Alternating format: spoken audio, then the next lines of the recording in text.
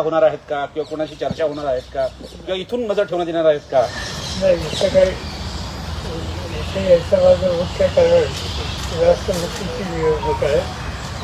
महाराष्ट्राची जो स्थिती आहे या स्थितीच्या संदर्भात यहाँ इथं काही चर्चा करणं मागलं नाही. महाराष्ट्राची स्थिती इथं आम्ही लोकांनी बसून ही कशी सुधार होऊ शकते याचा विचार आम्हाला तिथे घ्यायचा. सर, शिवसेनेने वारंवार अल्टिमेटम देऊन सुद्धा जे आमदार बंडखोरी करून गुवाहाटीला गेलेत ते अद्यापही परतलेले नाहीयेत.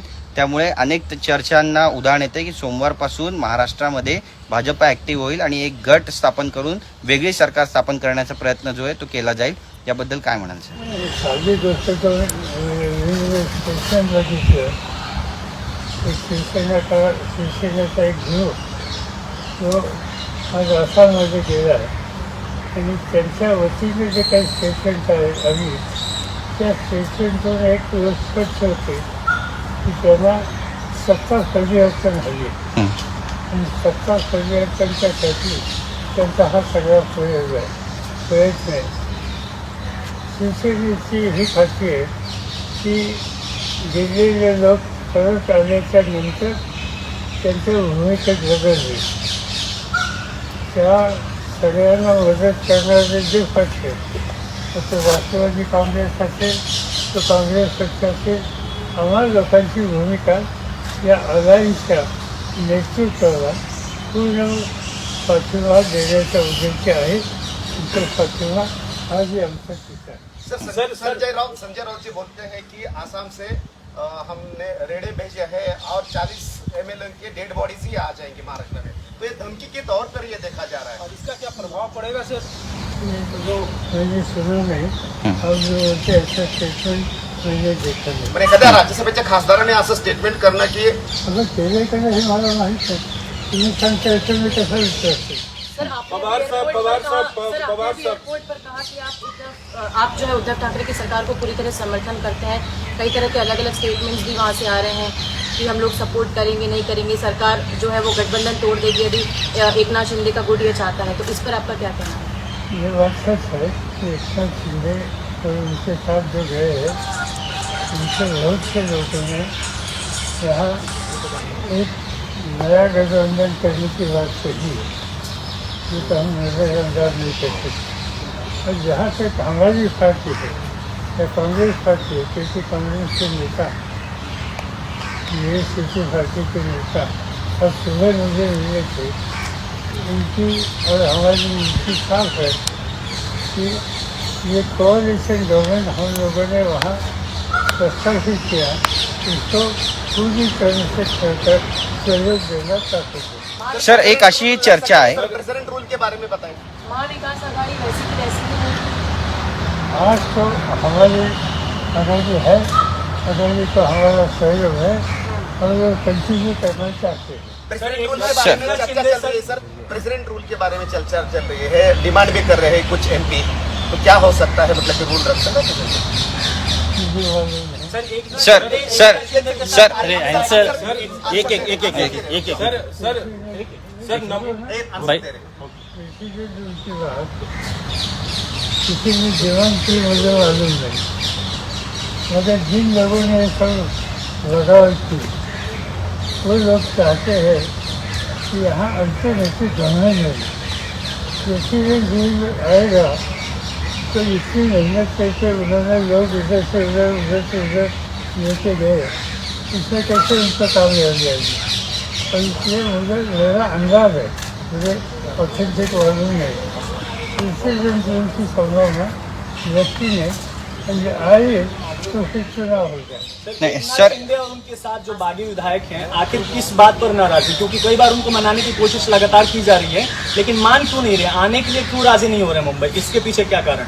आएगा ना आज या कल मालूम है उनको क्या क्या वादे किए हैं, क्या क्या कमीशन किए, कितनी कमीशन फुलफिल किए है और ये सब बात फिर मिस्टर शिंदे और जो मेंबर इसमें शामिल हुए उनसे ही होगा. हम लोगों को इसकी मजबूत नहीं. सर मेरा एक मिनट मेरा सवाल है सर, आपकी बातचीत हुई उद्धव ठाकरे जी से वहाँ नंबर गेम को लेकर बहुत सारे कयास लगाए जा रहे हैं। शिंदे साहब के, एकनाथ शिंदे के पास बहुत नंबर है, वो आके सरकार बना सकते हैं, तो कहाँ देरी हो रही है? अगर वो फैक्शन ग्रुप है, अलग ग्रुप अपने आप को दावा कर रहे हैं, तो आपको क्या लगता है उनके पास नंबर है एकनाथ शिंदे के पास दूसरी सरकार बनाने के लिए या नहीं? वो नंबर नहीं करते हैं, वो बोलते हैं हमारे पास नंबर है। हमें एक ही बात आश्चर्य रहता है कि वे नंबर है तो वहाँ क्यों लगते? हम मुंबई में आकर वहाँ गवर्नर या कहीं जो डेमोक्रेटिक सेटअप है वहाँ जाकर क्यों कर? सर एक सवाल और है, जो एमएलएस गुवाहाटी में इस वक्त रुके हुए हैं उनका ये कहना है कि हम अलग इसलिए होना चाहते हैं क्योंकि एनसीपी के साथ हम नहीं रहना चाह रहे और कहीं ना कहीं वो एनसीपी को दोषी ठहरा रहे हैं। इसे आप इस पर आप क्या कहना चाहेंगे? इसलिए वो कह रहे हैं कि हम लोग किसी और के साथ अलायंस कर लेंगे, एनसीपी के साथ अलायंस तोड़ दीजिए। ढाई साल हाँ ये शिंदे साहब और उनके साथी जो बोलते हैं हाँ वो एनसीपी के साथ गवर्नमेंट में थे। 2.5 साल में उनको कोई एनसीपी या अन्य पार्टी को कोई तकलीफ हुई नहीं, आगे क्यों हो गई? ये खाली एक्सक्यूज है जो उन्होंने कदम उठाया है, ये एक्सप्लेन करने के लिए। तो आपका कहना सर या सगळ्यामागे भाजप कुठेतरी आहे असं तुम्हाला वाटतं का? कारण अशी सुद्धा चर्चा होते की हे सगळं भाजपनं आखलेलं एक षडयंत्र आहे. आणि कारण की असं जोडतोय अजून फडणवीस आणि शिंदेच्या बैठकी बडोदा, सुरत, दिल्लीमध्ये होत आहे अशी चर्चा आहे. तुम्हाला काय वाटतं सर? मला माहिती नाही त्याची, पण जी राज्य लोक हिंदुराजांना निवडली एक गुजरात होतं आणि एक आसाम होतं. ये दोनों स्टेट या हुकूमत किसकी है? भाजपची. हुकूमत बीजेपी की है। बीजेपी इसमें कहाँ तक है ये मुझे मालूम है, मगर जो ग्राउंड लेवल सपोर्ट देने वाली जो ऑर्गेनाइज है वो देखने के बाद आप जो कहते हैं ऐसी चीज़ें हो सकती है। मगर दूसरी एक बात है कि शिंदे साहब ने कल एक बयान दिया था कि एक नेशनल पार्टी का हमें समर्थन है, शक्तिशाली पार्टी. Powerful national party. तो मेरे साथ लिस्ट आदमी रिकग्नाइज नेशनल पार्टी देश में जो है इसमें CPM, CPI, Congress, BJP, NCP. NCP का समर्थन नहीं, CPM का नहीं, CPI का नहीं, तृणमूल कांग्रेस का नहीं, तो कौन सी रही नेशनल पार्टी? अच्छा सर, क्या ये संभावना है कि उद्धव ठाकरे के बदले कोई अगर उस बूथ से कोई दूसरा मुख्यमंत्री पद का उम्मीदवार आता है तो उसको महाविकास आघाड़ी आप और कांग्रेस की पार्टी उसका समर्थन करेगी? अगर ऐसा है तो हमारी लाइन क्लियर है, हम आखिर तक उद्धव ठाकरे को सहयोग देंगे। सर उद्धव ठाकरे जी हमेशा कमीशन शिवसेना को उद्धव ठाकरे के नेतृत्व वाले शिवसेना को। सर एक चर्चा मुख्यमंत्री का जो आवास है वहां से निकले और वो हर बार कहते हैं कि मैं मुख्यमंत्री पद छोड़ने के लिए तैयार हूँ। जो बागियों का गुस्सा है वो उनके खिलाफ है या सरकार के खिलाफ है या एनसीपी के खिलाफ है? ये मैं कैसे बता सकता हूँ, मगर जो बागी लोग हैं पिछले 2 साल हमारे साथ अच्छी तरह से काम करते हैं। सर एक चर्चा गुस्सा हमारे ऊपर रहने के कोई कारण नहीं। सर केंद्र सरकार ने बागी विधायकों को गुवाहाटी में वाई सिक्योरिटी प्रदान की है, इस पर आपका क्या प्रतिक्रिया? और महाराष्ट्र में भी जो उनके घर है उनके घरों पे CRPF लगा दी है. इस निर्णय को किस तरह देखते हैं आप? मैंने महाराष्ट्र के होम मिनिस्टर का स्टेटमेंट करा। महाराष्ट्र के होम मिनिस्टर ने ये कहा है कि ये जो विधायक है उनके देशी जल पर कोई गलत चीज़ होनी नहीं चाहिए, इसलिए उनको जो पुलिस प्रोटेक्शन है वो पुलिस प्रोटेक्शन हमने दिया। सर हे सगळे आमदार गुवाहाटीला निघून गेलेले आहेत, त्यामुळे कुठेतरी महाराष्ट्रात आता चर्चा होते की ही सगळी मॅच फिक्सिंग आहे, याबद्दल शिवसेनेलाही माहिती असावी. मॅच फिक्सिंग है तो काय के लिए हम ये सब बातें करते? कौन अपनी चीफ मिनिस्टर की कौन छोड़ेगी? शिवसेना काहे के लिए अभी मेहनत करती है। आज मुंबई में 4 जगह पर शिवसेना के बड़े मीटिंग हो गई और अलग अलग डिस्ट्रिक्ट में अभी इनके सम्मेलन अग्रीपुरी हो गए। ये काहे के लिए? तर या सगळ्यांचा शेवट नेमका काय होईल? कार्रवाई होने की बात कही जा रही है कि जिन जैसा उन्होंने काम किया है उन पर कार्रवाई होगी, तो क्या अगर वो घर वापसी करते हैं, क्या वापस आते हैं तो सब कुछ समान हो जाएगा या फिर कोई कार्रवाई की जाएगी? ये कार्रवाई का इशू हमने उद्धव ठाकरे जी के ऊपर रखा है। यहाँ तक मेरी इंफॉर्मेशन है, शायद आज या कल जो हमारी फ्रंट है, तो फ्रंट के तरफ से स्पीकर साहब को कुछ रिक्वेस्ट की जाएगी, जिससे कुछ न कुछ सख्ती से कदम उठाएंगे। सर, मंत्रिमंडळामधून अजून काढलेलं नाहीये। सर, कितने लोगों के खिलाफ 16 मंत्रिपदाचा राजीनामा एक घेतलेला मिनट सर, नाहीये। सप्लीमेंट्री है सर, जो आप कह रहे हैं कि फ्रंट की तरफ से डिप्टी स्पीकर को कहा जाएगा, कितने विधायकों के खिलाफ? ये मुझे डिटेल मालूम नहीं, मैंने जो सुना है कि 16 या 14 ऐसा कुछ नंबर। सर, एक अंतिम सवाल, क्योंकि आप तो पिछली बार भी आपको याद होगा जब अजीत पवार के सहयोग से वहां शपथ ग्रहण हो गया था, क्या आपको लगता है कि महाराष्ट्र विकास आघाड़ी की सरकार, जिसमें आपकी सबसे बड़ी भूमिका मानी जाती है, वो महाराष्ट्र में अपना कार्यकाल पूरा करेगी, इस घटनाक्रम से उबर पाएगी, आपको लगता है? अभी बात ऐसी है कि जब सरकार बनी तब कई मीडिया और अपोजिशन के लोग कहते थे कि 15 दिन का सरकार है, 1 महीने का है, 2 महीने का है, 6 महीने का है, 1 साल का है, 2.5 साल तो है।